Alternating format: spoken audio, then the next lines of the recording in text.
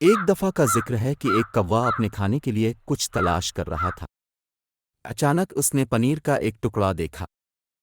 کوے نے اپنی چونچ میں یہ ٹکڑا اٹھایا اور اڑ کر قریبی درخت کی شاخ پر بیٹھ گیا۔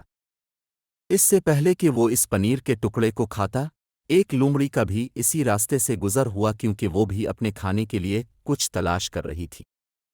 اچانک اس کی نگاہ اس کوے پر پڑی لیکن لومڑی کی نظر کوے سے زیادہ اس پنیر کے ٹکڑے پر تھی جو اس کی چونچ میں تھا۔ لومڑی نے چالاکی دکھائی اور فوراً کوے کو مخاطب کیا اور کہا کہ اے خوبصورت پرندے کیسے ہو تم؟ طویل عرصے سے میں نے تم جیسا کوئی حسین پرندہ نہیں دیکھا۔ تمہارے پر کتنے چمک رہے ہیں۔ تم جیسے خوبصورت پرندے کی تو آواز بھی یقیناً بہت شاندار ہوگی۔ میری اب سے ایک درخواست ہے کہ اب مجھے اپنی سریلی آواز میں ایک گانا سنا دیں۔ آخرکار اتنی تعریف سننے کے بعد کوے نے لومڑی کی درخواست پر گانا گانے کا فیصلہ کیا۔